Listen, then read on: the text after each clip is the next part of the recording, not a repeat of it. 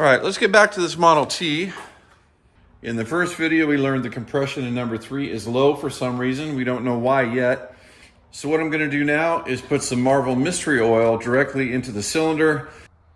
I'm gonna let that soak overnight, and then we'll come out tomorrow and check the compression again and see if it's changed at all.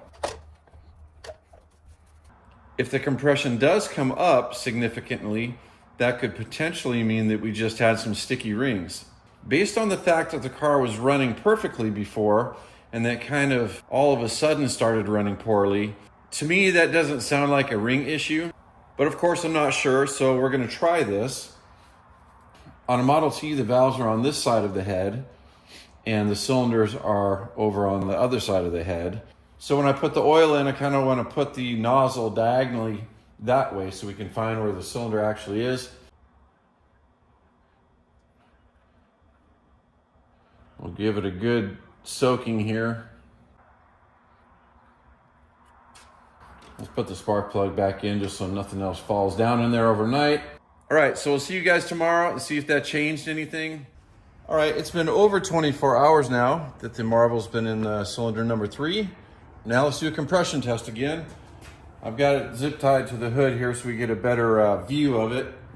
And I want to reiterate something I said in the previous video. When you're doing a compression test on a hand crank vehicle only, in my opinion, you're never going to get a true reading. You just can't crank the engine fast enough or long enough, but it's still useful because whatever reading you get, you can compare that to the other 3 cylinders.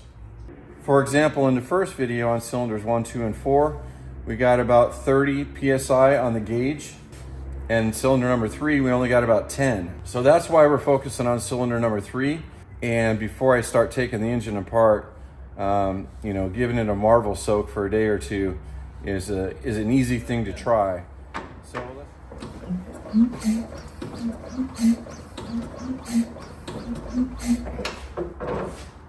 oh, now we got about 30. Let me try this again.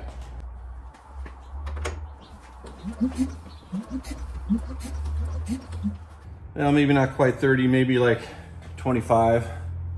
So let's try this one more time on number 3.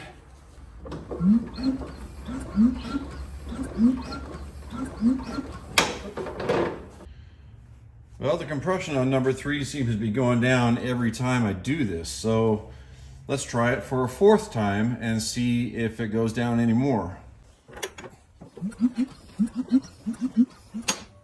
Yeah, that looks like about 15 maybe. Let's clear it and do it for a 5th time.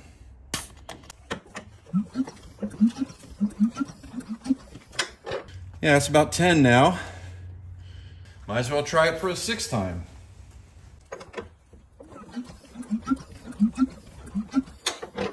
Yeah, about 10 again. So that's where it was before. Well, you guys know me well enough by now. I like to double check things and be thorough. So I'm gonna do the compression test again on cylinders 1, 2, and 4.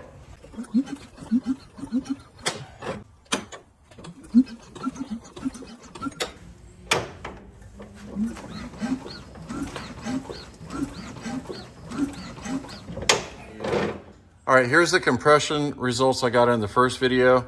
Today ended up being about the same. 30 to 35 on 1, 30 to 35 on 2. After repeating the test 6 times on number 3 and watching it fall, we ended up with 10 again. And then number 4 was 30 to 35. So I think because I added oil and the compression came up and then subsequently went down after testing it a total of 6 times, I think that might be a good indication that we do have a ring issue. So I guess the next thing I'll do is remove the exhaust and intake manifolds and remove the valve covers, and we'll rotate the engine around by hand just to make sure all the valves are going up and down, see if we can see anything obvious or broken inside there.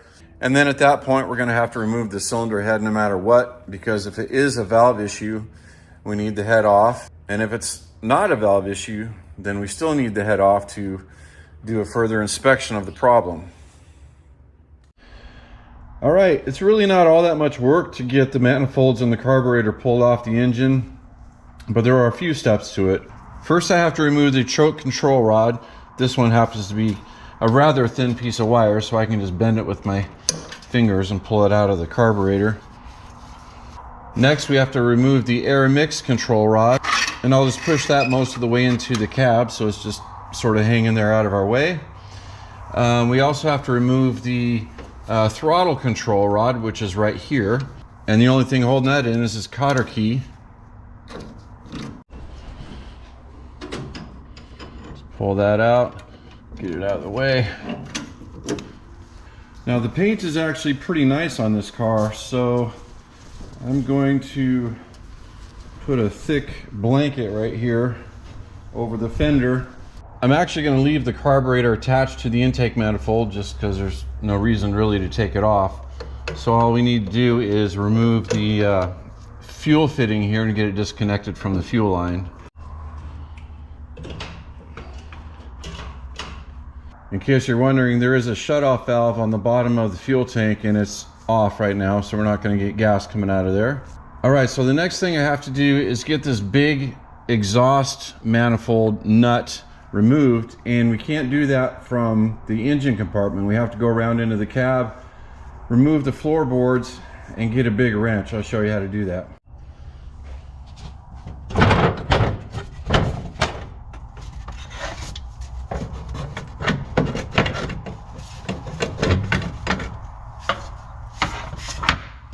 It's a large nut, and the only thing that really works is this Model T wrench that was specially made for this. The tool number is 5-Z-204, and like I said, it is a Ford product that came with the Model Ts. It's very heavy and substantial, and you get a lot of good leverage with these nuts. Oh, that was loose.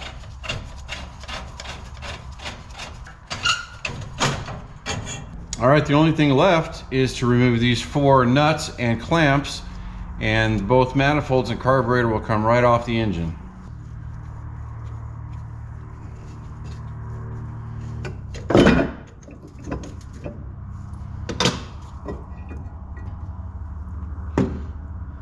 Let's get this carburetor and intake manifold out of the way.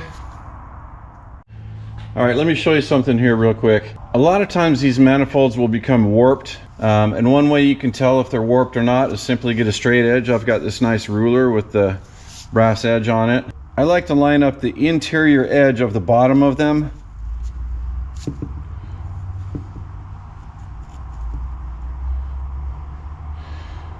And you can see this one lines up pretty darn well. So this is still a good manifold. I think I remember putting this on the car.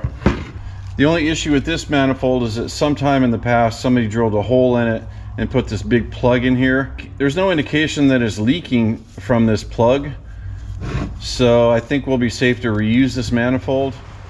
All right, now we just have to remove the valve covers. There's one nut there for that cover and one nut there for that cover. The different years of the Model T engines had different style valve covers. If I remember correctly, the early ones like this were 2-piece, and then the later ones became 1-piece.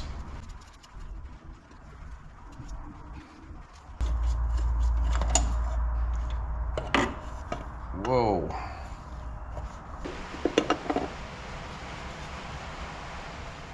Check out these inner valve cover gaskets. Pretty interesting, huh?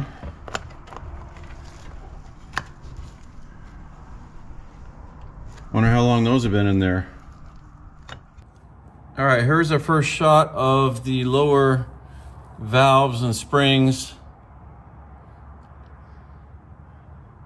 Everything looks so tiny in here compared to that case engine we worked on recently. But that's how they are. All right, let me set the camera up and I will crank the motor over by hand a couple of times. And we're gonna watch these two right here, just to make sure that they go up and down like the others.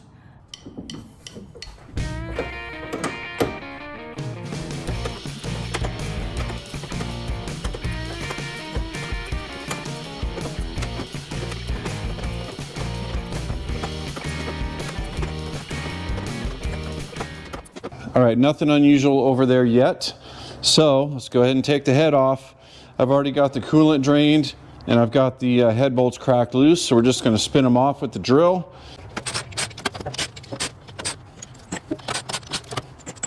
Well, as things have it with projects, they all came out super easy, except for one. So that's unfortunate. That's down inside the engine block. So we'll have to deal with that now too.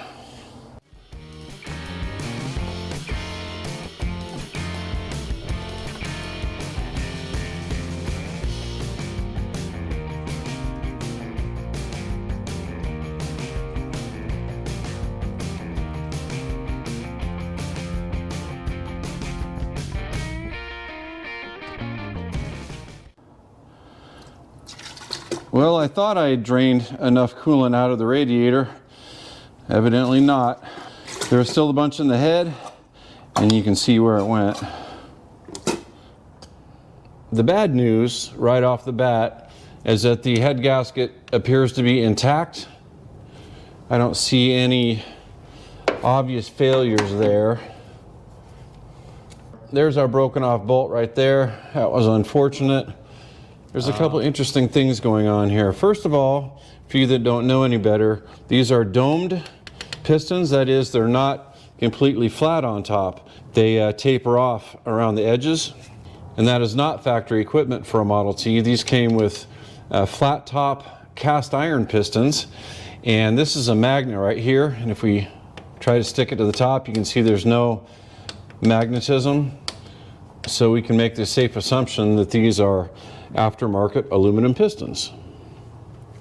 And I know you can't read it, but right there on that one I can see it says 0.030. So at some point this motor's been rebuilt, or at least had the cylinders enlarged with 30 over pistons. Another thing I'm noticing right off the bat is that the tops of number 1, 2, and 4 are pretty darn clean. But if we look at number 3, there's a lot of carbon buildup on the top of 3. The cylinder walls actually look pretty good. So at this point, I don't think the loss of compression in number 3 was due to the head gasket.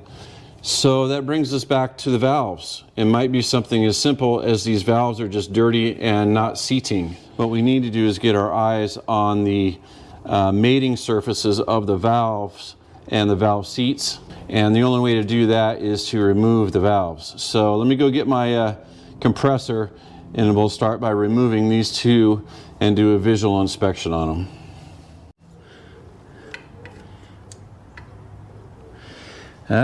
I was expecting your normal wedge type keepers because I haven't done a Model T in a while. And these are different. These are just pins through the bottom of the valve stem. So we'll not lose that guy.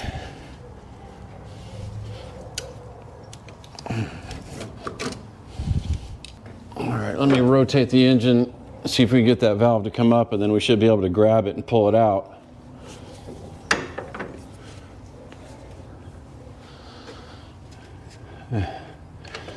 There we go.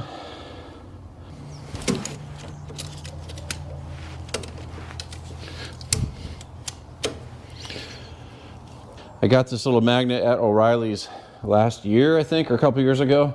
It's like $5. I use the heck out of this little thing because it's got such a small diameter end on it. You can get it up into small places. There's that pin.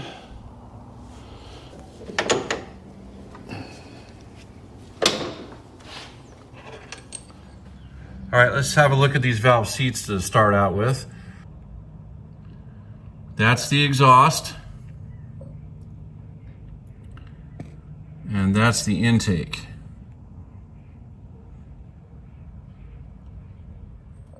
All right, I'm over here on the bench now. Let's take a look at the valves themselves.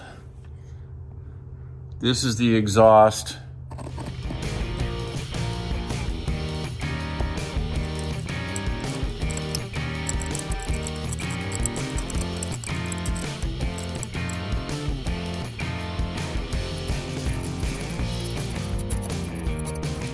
I can feel a couple of ridges in there with my fingernail. I think you can see the ridges as well. But it's not shiny anymore. You see all that carbon on there.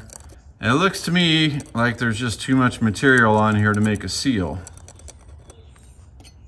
And keep in mind the valve seat has just as much carbon on it as this valve does. Let's look at the intake real quick.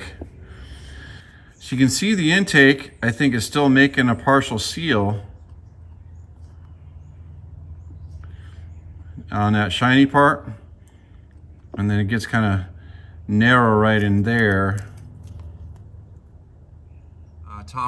So here I am back on the engine. This is the exhaust valve seat. You can see how much crud is actually on the literal seat. I think that's just not making a seal anymore. The intake, you know, it's not looking so good right in there, but the rest actually looks decent. I think the intake was probably still sealing, or at least mostly in there, but it's hard to see in there, but I think we can see enough to know that number one's got some significant carbon buildup on it as well. So at this point, the rings, I think, were probably the primary reason that we lost compression. However, I think there's a very good chance we were also losing compression with the valves. Anyway, what do you guys think? You think I'm on the right track here with the rings and the valves? So I guess I'll start doing some research on this project. I was hoping that we wouldn't have to get into the rings because sometimes that opens up a can of worms. So I think this is going to be a little bit larger project than I originally thought it might be. But the good news is this is not my daily driver, so we're in absolutely no rush whatsoever. So I can get the parts a little bit at a time and do it right. In the meantime, thanks everybody for watching as usual. I appreciate it. Hope to see you on the next video. Take care.